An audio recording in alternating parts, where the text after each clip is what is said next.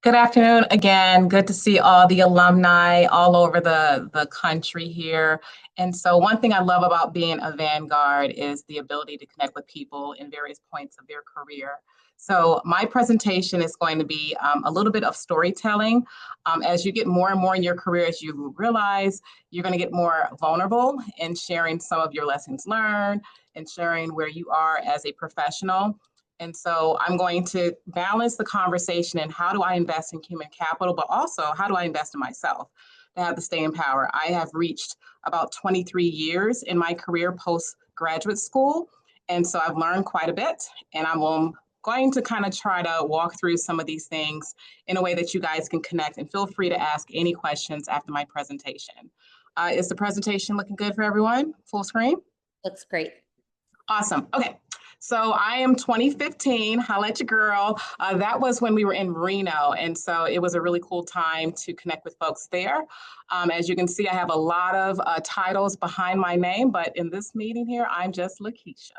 So what I'm going to do is kind of just start off with my human capital. And so as part of the description, it talked about how I was able to bring on board 20 people in the last year. And so before I start that, right now, my title is Planning Director of Prince George's County. I'm located in Maryland, as I stated. When I was a little girl, I wanted to be an architect in Florida. And so I grew up during the time of the late 80s, early 90s in Florida.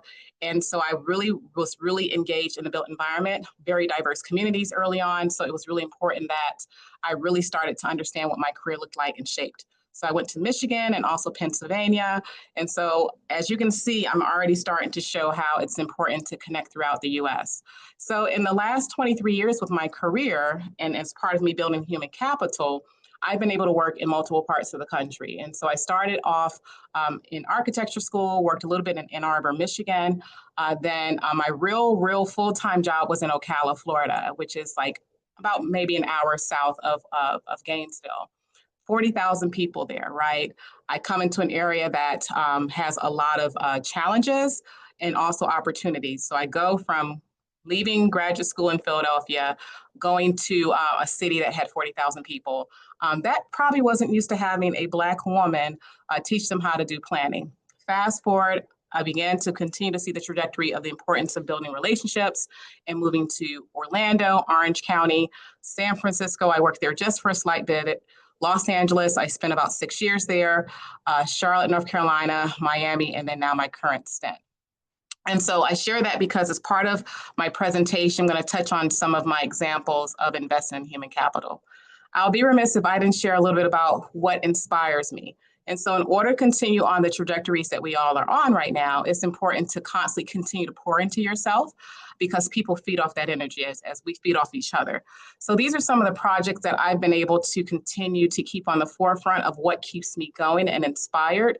It's kind of like a brag sheet for yourself. And so those moments when we're feeling slow down, unmotivated, it's always good to say, this is why I continue to have my swag. And so in the middle, Angela Glover Blackwell, that's the only celebrity that I ever got really tongue-tied when I met her in LA some years ago. Amazing, inspiring leader. Then to the right, Mies van der Rohe. He's one of those architects that I would love to be like. Zaha Hadid to the lower right corner.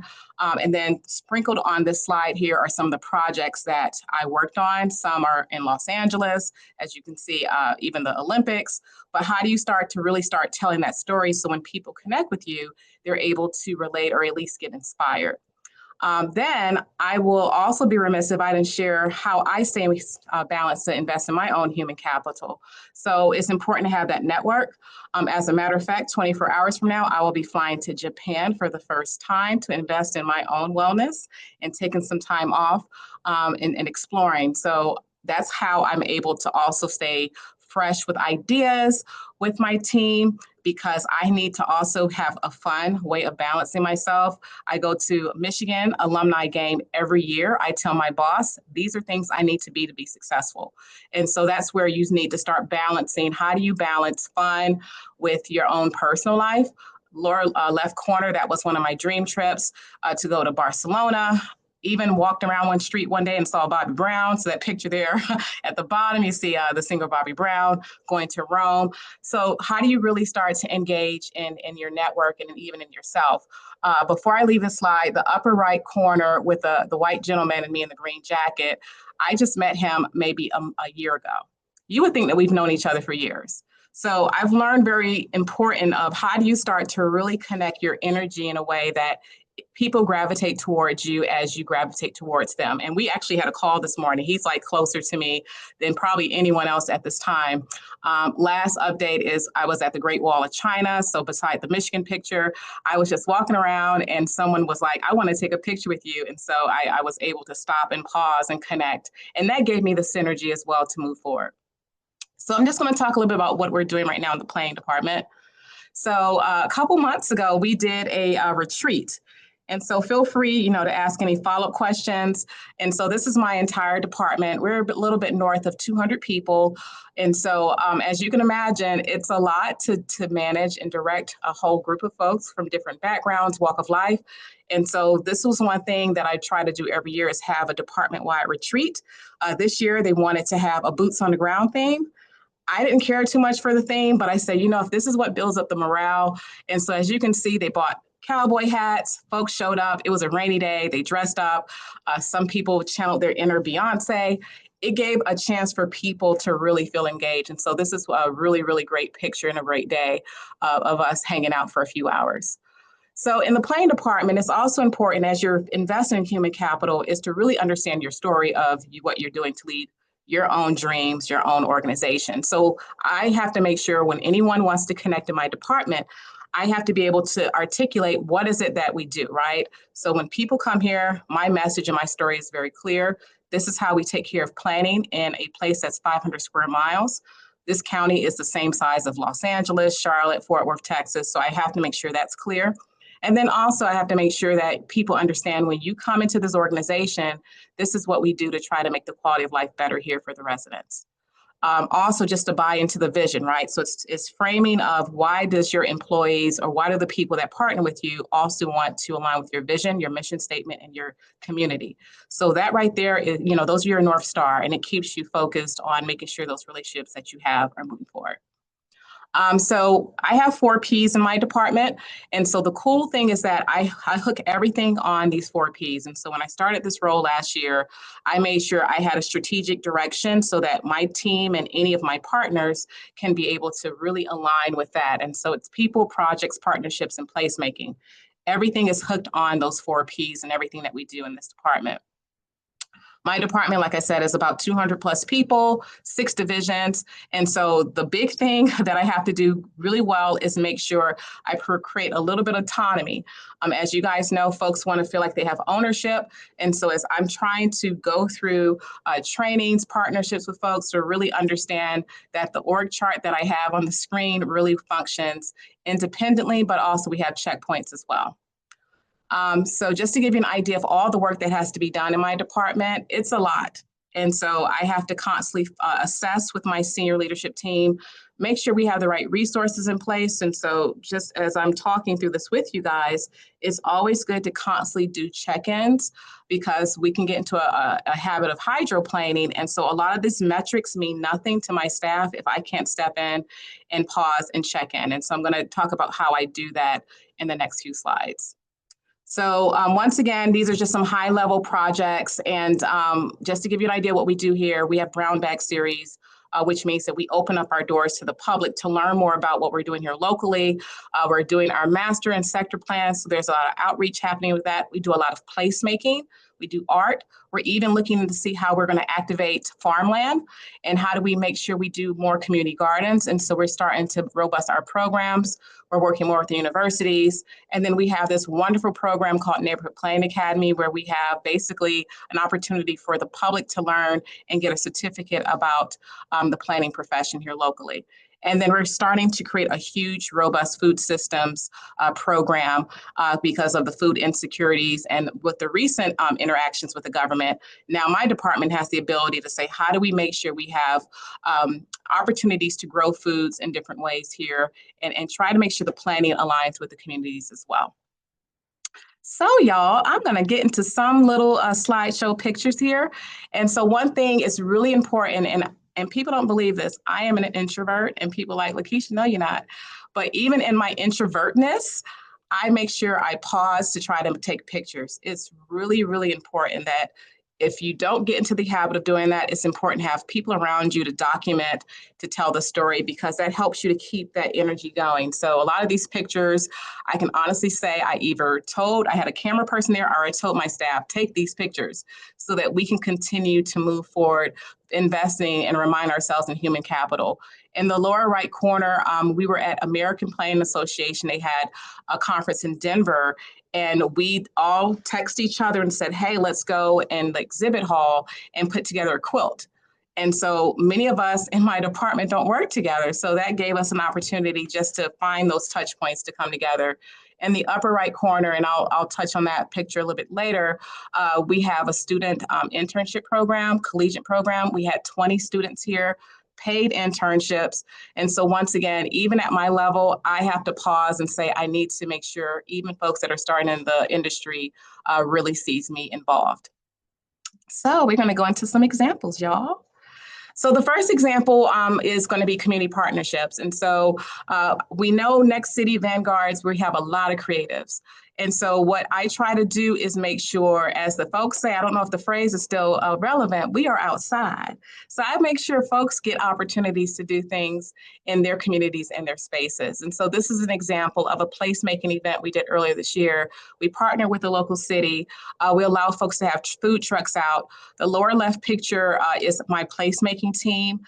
I pretty much gave them full autonomy. They bought t-shirts. As you can see, they're super happy in this picture. Many of them, this is their first job out of college. And so they were able to create a roadmap. They were able to do walking tours.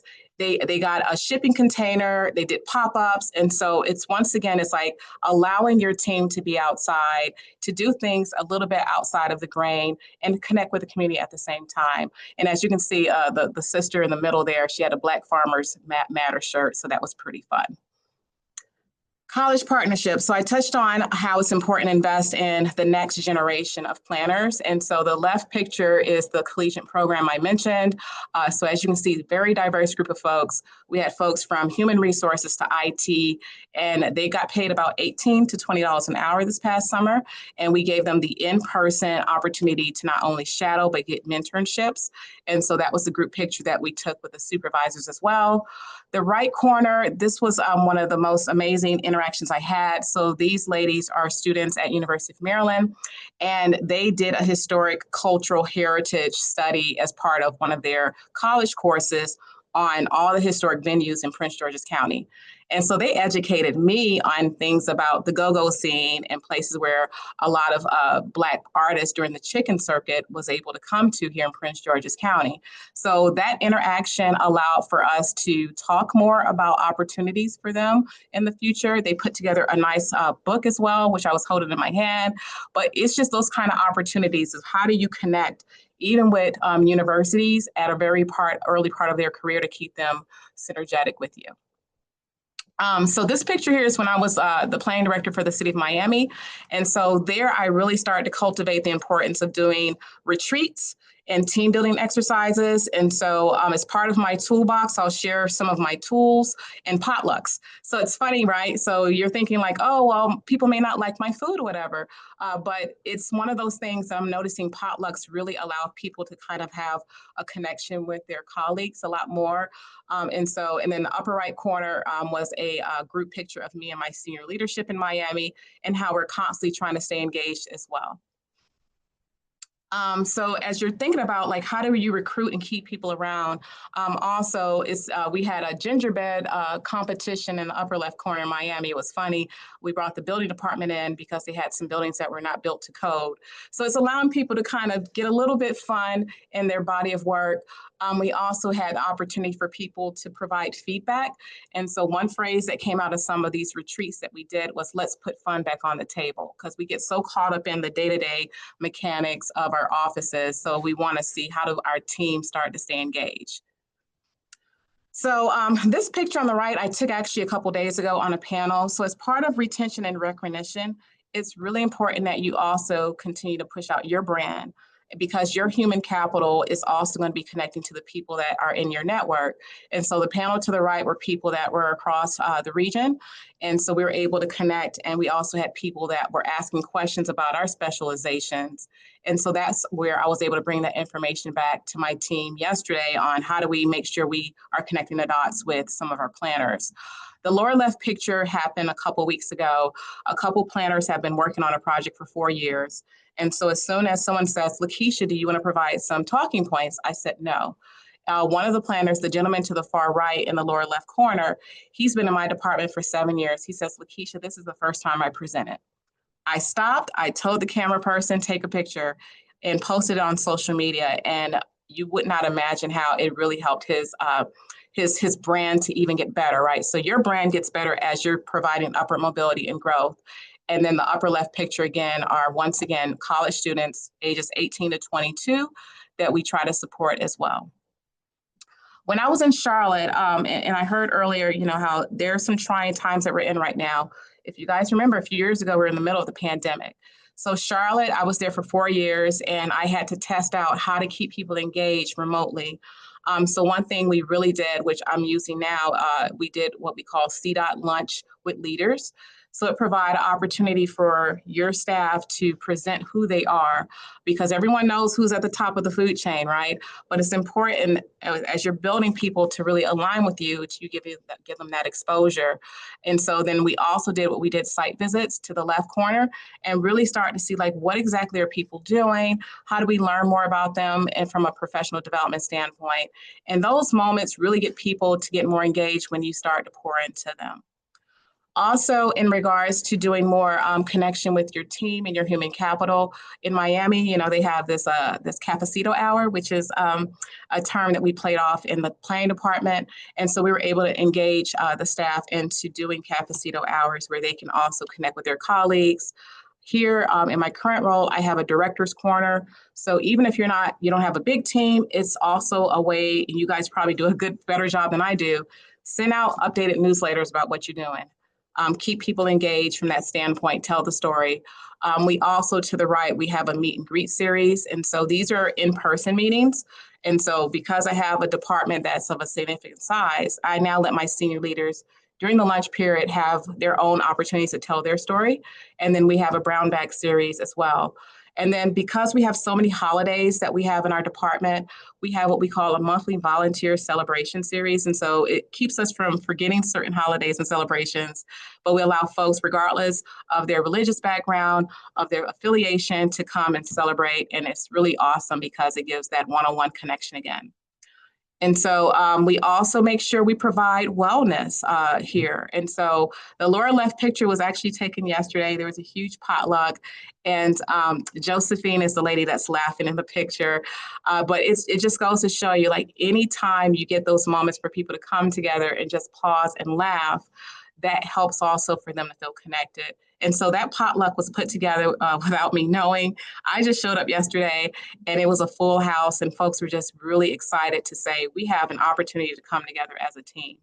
I'll be remiss if I didn't share, my team comes into the office 3 days a week and they work remotely 2 days. And so this is an example of a hybrid model. I know some folks are working 100% remote, but this just goes to show you, even with a hybrid, how you can keep people engaged in various type of activities. Upper left corner, we actually hired a massage therapist as part of our retreat to really help people also deal with their stress. We also give people opportunities, once again, to engage with the public and lead some of these series in community settings. And I have a fun picture for what we just did recently as part of our dress up day here. And so we had a contentious meeting, and I know many of you guys deal with these at times where you go into spaces and the community or the folks that you're working with may not be really excited about the topic that you're dealing with. So we had a very contentious meeting recently.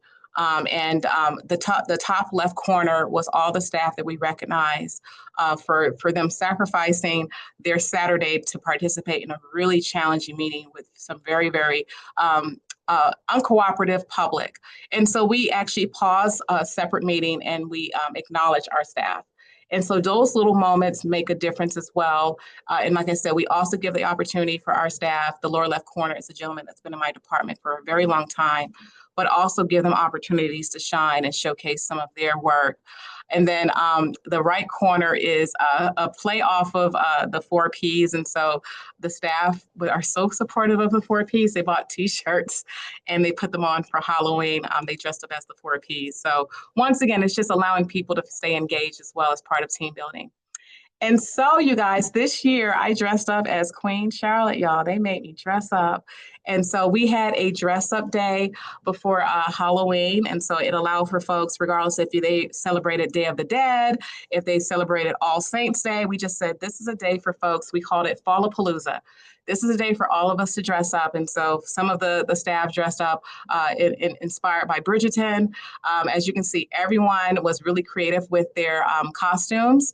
And this was something that we just said, if you show up on this Wednesday, we'll allow you to dress up and be your own self. And the gentleman to the far right, he just joined our department a month ago. And so Mark was like, hey, I'm going to dress up as a Joker. He just joined. Cindy Lauper was in the back there. We had a stink bud somewhere around. And so it was just really fun. Let's see. Shaquan said that was his, the Shaquan to the far left.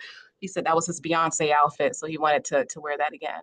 But it just goes to show you, like, when you pause from all the craziness and give people a chance to express themselves and have fun, it's really amazing. And so I do have my outfit here. So every so often I'll pop on my crown and my red wig if I have to. And so the other part too is, in addition to doing internal events, it's important to go out. And so when I was in Charlotte, we did Top Golf. And so these are things that are all pretty much approved for business settings, right? So it allows for folks to also do some cool things. And then on the right side, we did go-karts. And we were able to hire a facilitator to help us go through strengths finders activities, but we had go-karts also for staff to participate in. So if you guys are thinking about, like, how does this stay still fresh as you're working with your teams, and I'm about to wrap up my presentation, it's important to have hybrid workspaces and flexibility for your staff to really stay engaged in different ways. So I know some people are losing staff members. I know some people are like, I'm not all into doing this in office stuff, but if I do have the in office stuff, what can I do? So what we did was, like, open floor plans are really important. We'll allow people to customize their own workspaces. So in Miami, the flamingo was pretty big. So one cubicle area, they designed it with a theme of flamingos. And then in the middle picture, they had a huge table where they did puzzles. No one touched the puzzles to remove them. So throughout the day, people would come in and try to complete the puzzles. They would do that after a stressful meeting. They would do that after a site visit. So it was pretty amazing. They did quite a few puzzles in that room there. And then I like the picture with the cat in it. And so ever so often, I will have staff that works remotely, and they would have their dogs there. And we will actually pause some time and talk and let the dog or the cat stay engaged as well. We did some upgrades to our workspaces in Charlotte. So the right corner shows some of the workspaces that we were able to upgrade as well. So in closing, you guys, and these are probably a little bit outdated, but it's really important to invest in your communication and technology tools. I'm not really big on a lot of technology tools, but I know that my team relies heavily on it. So it's also providing those platforms for that to happen virtually or in person. It's super important that a set of money is set aside for that, or you find a way to partner with folks that can provide these different virtual platforms. Then what's in my toolbox? So regardless of what role I'm in, I'm always in a learning space. And so if you guys are familiar with Clifton Strengths Finders, in my top 5, learner is like up there. And so everything that I do, even being out of college for 23 years, I'm constantly in a learning space with my team. So LinkedIn has, those capabilities as well. So there's different ways. Workplace, Big 5. I like to go to Harvard Business Review ever so often, DISC assessment. Also the old school crucial conversations. Like, sometimes it's important to get feedback from your team saying, what are we doing right? What are we doing wrong? How can recruit better? Are there opportunities for you to move up? If not, what can we do to do that to support you? I notice that if I can't pay people a certain salary, I have to be able to say, I need to do this to keep this person around as much as I can. But then also, I'm constantly in the mindset of succession planning at the same time.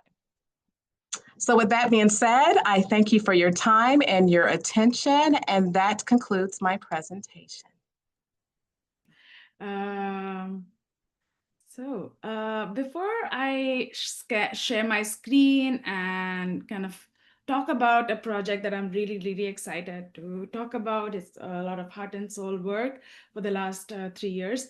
I just want to kind of briefly introduce and place myself. I am a Vanguard alum from 2022. We were in the city of El Paso. It was an amazing experience to be in such a brave and loving community with urban planners and designers who were thinking along the lines of justice focused work. So I'm really, really, I have a lot of gratitude for that experience, and bringing the same amount of gratitude to this group that's sharing their work. And like Isha, the way you shared your presentation was really, really humbling. And I wish we continue to kind of engage in these manners. I am an architect from Mumbai.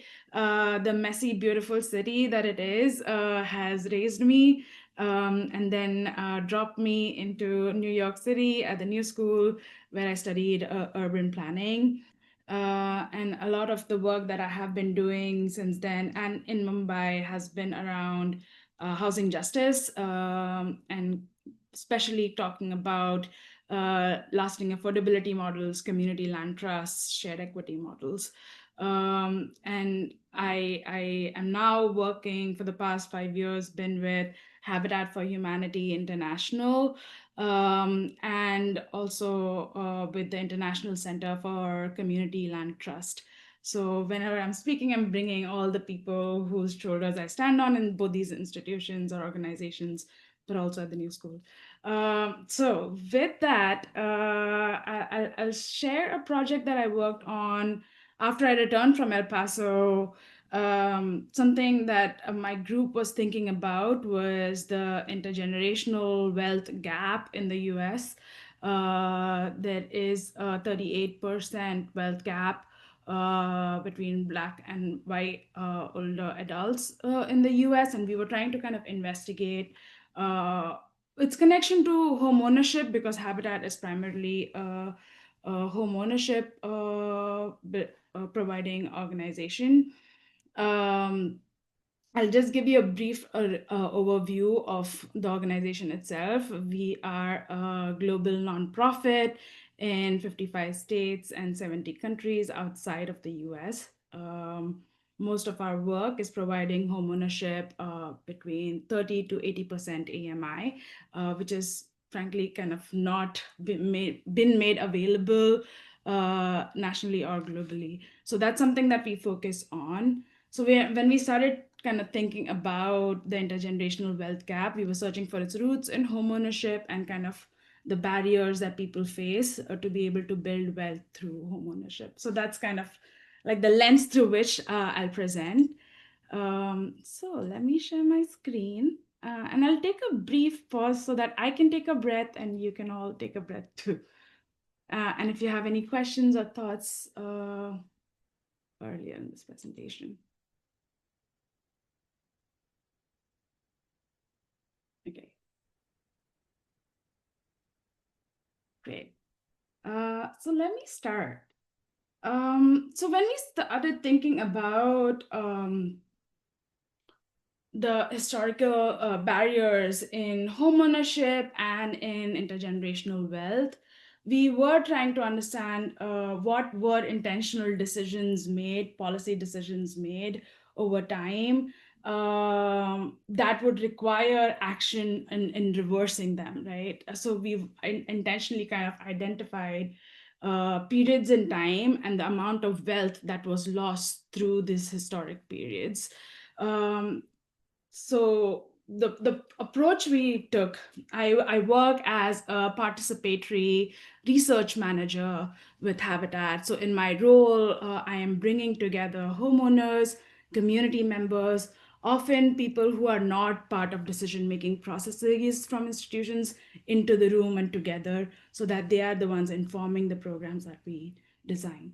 So this was intentionally a group that was brought together it composed of 18 individuals, 5 community leaders in spaces that Habitat had presence. We have around 1,000 affiliated organizations that function as independent 501(c)(3s in the US. And so out of them, 9 organizations, we had Habitat leaders and their community partners form what we call internally program design group. We are famous for using acronyms. So if I ever say PDG, that's what I mean, the Participatory Design Group, that work together for a year to kind of unpack this challenge that we currently face.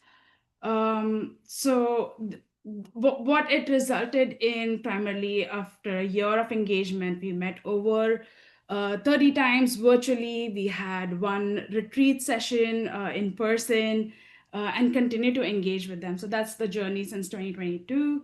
But we designed the exhibit that centered lived experiences of the community members that were speaking with us. So that served as inspiration and a exhibit that spoke about unequal foundations that we stand on, the fight for fair housing that we have, and what kind of barriers we need to break.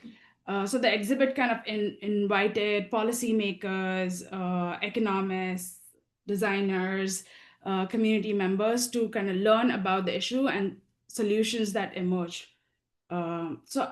This is the kind of experience that they were walking through. Is homeownership for everyone? How did we get here? So like a timeline history, a snippet of which you saw in one of my slides. Is it still same for everyone? And we cover kind of questioning how much progress we have made. And the dome kind of centered Black joy and prosperity, kind of talking about solutions that have emerged over time. So I'll just show you a brief video. This is again the entrance of the exhibit that we designed. I'll share a brief video of our installation in Minnesota with the Home Equals and Wells Fargo Foundation. But this is like one of the outcome of the PDG group, and I'll talk about other projects following this. So I don't know if I want to check if you can hear the video. So let me play.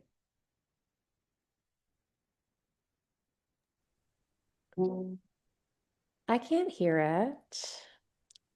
There is a button when you, well, I'm not sure. We may need to download the video.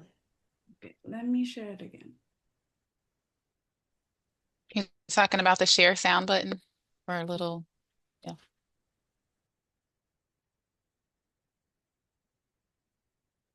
Okay.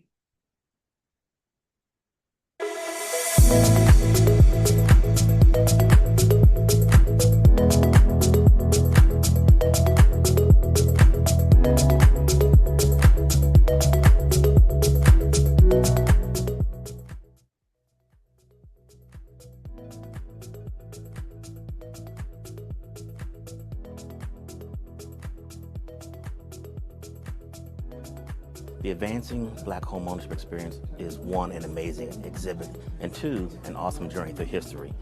Working in this space for Wells Fargo, I often am in contact with this data and use this data often to prove points.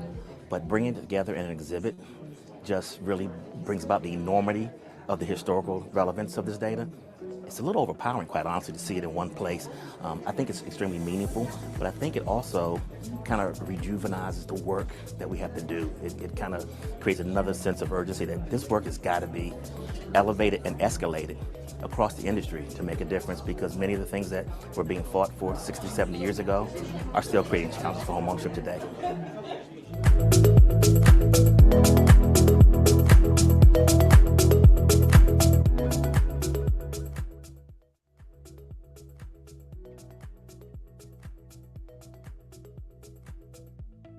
So this exhibit really was the culmination of a year-long participatory design process where Habitat convened 18 community members to really look at the barriers to creating and preserving Black intergenerational wealth. And this exhibit initially was a way to showcase that work and the solutions that that group created. And ultimately it evolved into really a display to share the work of our Advancing Black Homeownership initiative, which is something that Habitat launched in 2022 as our explicit and formal commitment to eliminating the racial homeownership gap.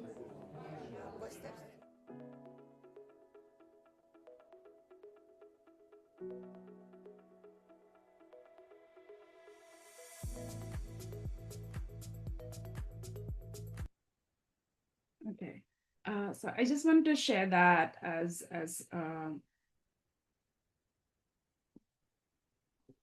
a video that we had captured during then. But what this kind of process taught me personally was the importance of archiving and archival information in participatory work. So over the 1 year period, as we were meeting PDG group members, something that I was actively working on the PAC was archiving the stories that were being shared, understanding what the limits to which the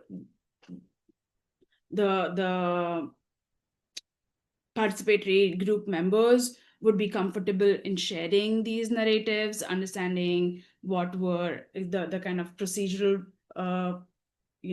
ways that we could greenlight sharing of such information and make it a public information that could kind of steer conversations, right?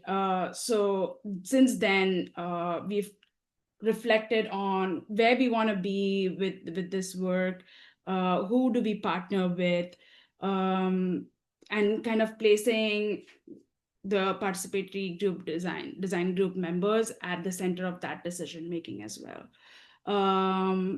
So since then, since 2024 and 2025, we've installed around 25 sites. It's a traveling exhibit.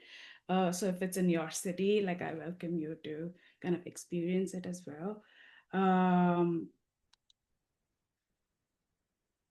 And another part of, so since 2022, what we've also done is kind of talk about these 9 sites that the participatory design group came from, and the challenges locally that they're facing. One of the challenge, I'll talk about that briefly, but what they kind of recommended through that 1 year process was making some program interventions, talking about trauma-informed financial mentorship and counseling, how some of the financial coaching work, traditional financial coaching work, was not meeting the needs of their constituents, and what needs to change is kind of trauma-informed based conversation. Talking about local and federal policy advocacy. And the exhibit, frankly, has been one of the ways that we are able to reach mayoral offices, state assembly offices, to kind of push towards affordable housing.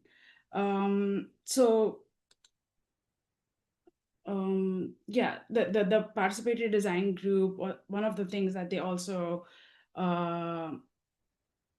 were very curious about was innovative estate planning approaches and having community leaders support families through estate planning. There is a 25% gap in will transfers, and that's something that we are now kind of focused on. So for the past 1 year, we are really, I'll walk a bit ahead. On heirs property. Heirs property or tangled titles is a legal term which is used to describe the condition where the land or estate is not transferred to the generation that precedes it, or they do not hold a clear title to the land. So this is something that the PDG group focused on, in addition to understanding how we would bring together different program partners and honestly kind of fund that work as well. Habitat is primarily focused on home ownership, But as we touch that aspect, like stewarding those homeownership opportunities and what's connected to that is also kind of critical to us. That's what we were unpacking through our conversation with the PDG group members. One thing that was critical to designing this program design, participatory design group was community rooted leadership. And by that, we were also the way we designed it is also equally paying them, the community members, as the experts in their community. So they were equivalently paid or compensated as a similar to the participation of the affiliate leader. It was very flexible spending, so the affiliate themselves could kind of design their program or how they would implement, who they would partner with, and kind of having a scalable model. So if somebody has kind of tested approach in one location, that could be kind of easily transferable to another affiliate. So kind of forming cohorts that could exchange that knowledge. And what has ended up happening right now is the second year that we are working with the PDG group, we've funded them around $50,000 to kind of look at heirs property or the work of clearing title or deeds with the families that they work with, or kind of opening it to the community as well. So that's kind of extended service that Habitat is looking at. And this is the kind of gap that I was speaking about. What we realized is, even though there might be will clinics that homeowners go to, they are not culturally informed. These are very difficult conversations to talk about death in the family or trauma around estates, estate planning. So these need to be kind of culturally relevant conversations and trauma informed conversations. And so these were what we were trying to bring together in our partnership with the heirs property practitioners network with Boston University was having trauma informed, culturally responsive conversations around heirs property. So this is how many of the affiliates started responding to us. They started hosting parties, will parties, or estate planning workshops, and these were kind of ground up initiatives that they responded with. So, for example, in East St. Tammany, we hosted a We Will Leave a Legacy program. And they called it wealth building parties, where families would come together. We would bring lawyers or legal support and homeowner counselors in the room. And so through this work, we've also been able to secure 2.5 million in asset of homeowners. So overall in the program, by investing around $450,000, we have by now secured $8 million for homeowners through creating wills or through creating their clearing their titles. So this is the kind of impact we are seeing overall. One of the other programs is the WRAP program, which is Wealth Retention and Asset Protection in York County in South Carolina. Stephanie, who's pictured here up top, is also a great kind of advocate who's also working on an advisory council for a Uniform Heirs Property Practitioners Act. And that's the kind of advocacy space that we are outside of Habitat's wheelhouse. So we are kind of pushing towards that too. In Gwinnett County, we are again hosting free heirs property workshops. So some places we are seeing responsiveness, some spaces we are still kind of iterating and changing the model. So what we've learned by implementing this is kind of having flexibility in how we fund the model, how we kind of trust critical partners in the community to lead, and not just kind of be very black and white about just placing legal clinics, like that's not helping. So how do we be very culturally responsive through our interventions? And we are kind of looking at multi-sector collaborations. We are bringing in philanthropy in this space, looking at policy reforms to the Uniform Heirs Property Practitioners Act, and also empowering a lot of like local partners. And yeah, this is something that I might have already spoken about, but we've by now in this first year secured more than 8 million in asset by having families create their wills or commit to creating their wills. We are putting out loan products for repairs. So if families were to upgrade their homes through small repair or critical home repairs, we are saying, hey, if you're acquiring this loan from a small loan from us, have you also done your estate planning? So that's something that we are adding to any kind of services Habitat offers. So as a way to kind of prevent wealth loss. Our aim is to kind of scale this nationally, so to kind of build a toolkit for heirs property and have other affiliates learn and embed that within their programs. And that's yeah. This is something that we're looking at when I spoke about the Uniform Heirs Property Practitioners Act. There are states that it has been enacted in, and some states that it has been introduced in. So we are working on an advocacy platform for that as well. And these are partnerships. So we are also working with UChicago, Boston College Law, and Joint Center for Housing Studies to understand the impact of heirs property, and hosting these will clinics and workshops to understand how much wealth we're able to kind of retain and what are the natures of these workshops. Yeah, that's this is some work that has been building for the past 3 years, and we're very excited to kind of share these initial learnings that we're having. All right, I think everyone's seeing my screen and hearing me. I don't have sound, so we should be okay. So I'm Daryl Hawks. I'm the founding executive director of Friends of Millridge Park here in Nashville, Tennessee, specifically Southeast Nashville.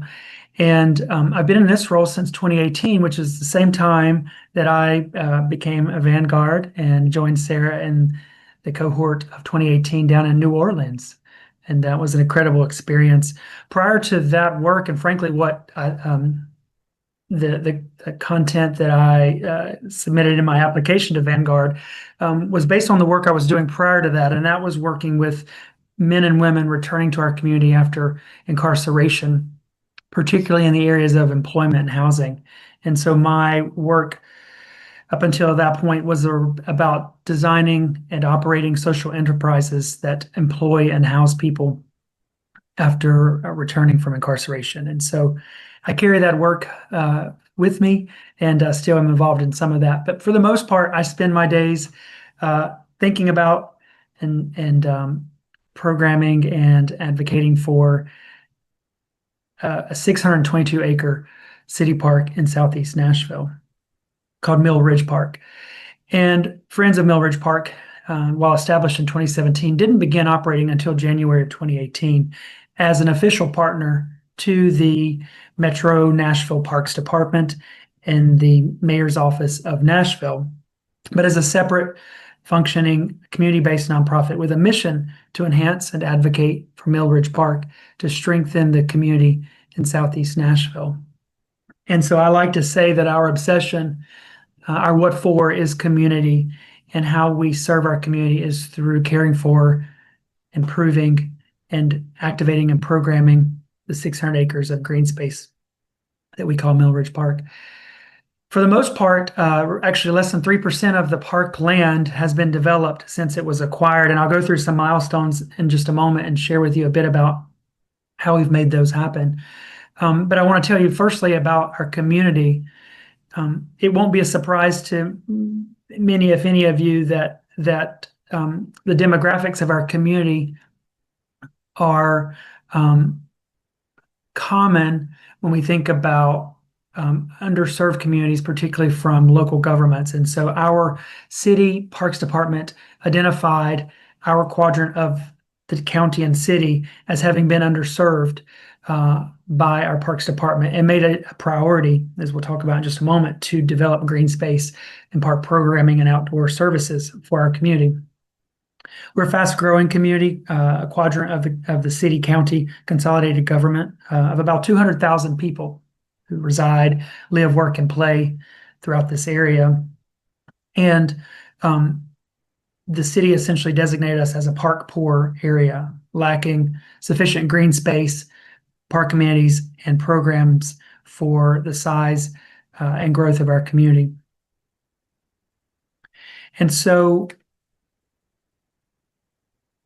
the work officially began about 10 years ago. So here you see a decade of milestones, beginning with in 2015, the city kind of publicly stating, recognizing our community as having been underserved as relates to a lot of infrastructure, but especially in the area of parks. And so at that same time, a private foundation based here in Nashville invested in the acquisition of 180 acres of land, and they deeded it to the city to become the city park, the regional park here. And fortunately, the foundation continued to work with our city parks department in acquiring additional contiguous parcels of land to ultimately amass 622 acres of land at a time when Nashville was and still is booming in terms of development and population growth. And so the notion of preserving 600 acres in the center of this fast-growing region was rather a remarkable feat. And so that happened thanks to a private investment and by a local foundation back in 2015. And as I mentioned, that acquisition continued through 2016 by the City Parks Department. And so 2017 came about, and we had the opportunity to create the master plan for the 600 acres, but to do it in a way that would involve the community from the beginning. And so we leveraged some of our local universities and the students therein to engage the diversity of our community in the park planning process. And in particular, there was a graduate student doing her thesis on engaging new Americans in the park planning process. And so that year of 2017 really was about, through a variety of creative forums, gathering input from people, some who were new to our community and some who had been in our community for generations, about what they envisioned for this space. And as we have begun developing the land, we kind of keep close to the work, that input from 2017, and not only in developing it physically and infrastructurally, but also programmatically. A lot of our programs really kind of are based in and rooted in the ideas and requests and visions that we heard throughout that 2017 planning sessions. In 2018, we began operating. The park did not open officially until 2023, but because the land was a public asset, we saw it as not only appropriate, but really our responsibility to think of the ways it could benefit the community then. And we see the evidence and the research and the data that points to the social determinants of health and access to green space certainly plays a big part in not only the physical health of a community, but the mental and social and even economic health of a community. But we saw it firsthand during the 2020 and 2021 years when you could overlay the heat maps from the COVID pandemic infection rate and fatality rates with the quadrant where we serve, and at that time, of course, had less access than now to green space and parks relative to the rest of our city and county. And so it became kind of a more urgent than ever realization and focus of our city to create ways for our community to be healthy in the outdoors together. And so when we moved into the 2020 year, we had to improvise like we all did in terms of how we served our communities. And for us, that meant serving the community in the outdoors with, at that point, no real infrastructure other than open air and green space. And so eventually in 2021, we broke ground on construction of the first phase, and that took 2 years of construction before it was open to the public in 2023. As I mentioned before, that first phase is just 3% of the 622 acres of land, and so there's a lot of development work to be done. And so we, as a community-based group, spend a fair amount of our energy and time advocating with both public and private investors in the work. And so, as you can see here, some of our milestones have included encouraging our mayor's office and the city parks department to allocate additional funding to the continued development of the acreage in accordance with that master plan that was beautifully assembled with a year's long process engaging members throughout the community.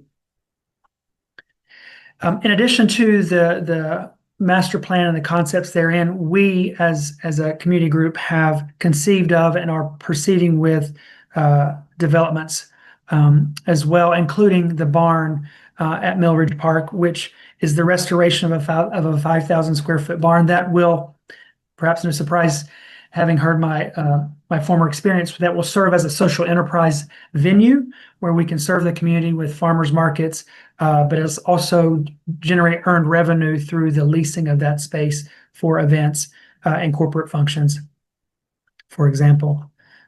And then in 2024, through our advocacy, we've continued to increase funding commitments from our city, all while generating private investments as well. And that leads us up to present day, where we, over the next couple of weeks, will enter into a construction contract for phase 2 to begin construction during Q1 of next year. And while that is all happening kind of behind the scenes as concerns the people who are every day living and learning and working and playing around the park, we will close out the end of this year with having served directly in programming at the park 8,000 individuals across ages, across racial, cultural backgrounds, socioeconomics, and physical ability. And so our programs are designed in a variety and a diversity of ways to serve the people of our community. But 8,000 individuals will have availed themselves of our programming here at the park, and that's not counting the tens of thousands of folks who benefit through their own experiences and visits to the park on the trails that we build and maintain, or in the gardens where they can grow and share produce with their family and friends, for example. I'll stop there and see if anyone has any questions at the moment before I'll happily go through some of the highlights from our recent year closing that give a little more context to who we are and how we serve. Any questions at the moment? I know we're running short on time.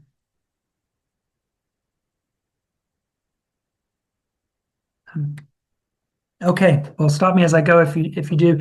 This is looking back to a year ago, but this is an example of a 5K, like so many of you are familiar with, that we convene at the park for community members, but not just those who have medals of their own already for 5Ks. This is the kind of 5K, we call it the family 5K. So it's for family, friends, and Fido, make it a dog-friendly occasion. It also is a corporately sponsored fundraiser for our efforts. I mentioned the barn earlier. This is an occasion where we hosted the community in the barnyard to share and receive ideas and feedback about the design and the concept of the barn that will eventually be rehabbed to serve the community and generate earned revenue.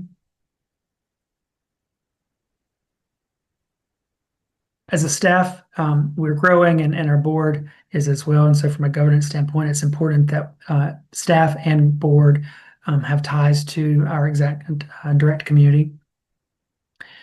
One of my favorite programs that we do here is our annual Spring and Fall Kite Fest, where we provide the kites and the instructions, the refreshments.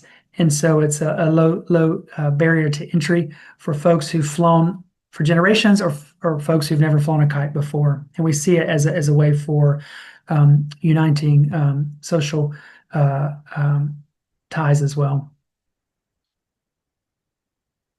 I mentioned some of the designs for forthcoming development. We have a large stage and a hearth that is designed with community input in order to encourage sharing of food, which was one of the most common requests we heard from community members in their desire for the space, which was a space to gather in celebration with food. We grow pumpkins, and what we grow, we share. And so this is an example of how we do that in our Friday night pumpkin patch parties during October. We have a diversity of corporate partners, both local foundations as well as national and global corporations.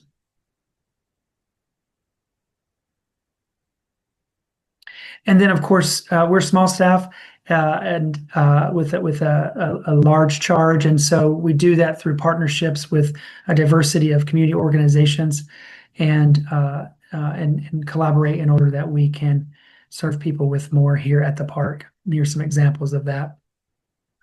Small World Yoga on the bottom left is an example. Their mission is about making yoga accessible in places where ordinarily it is not.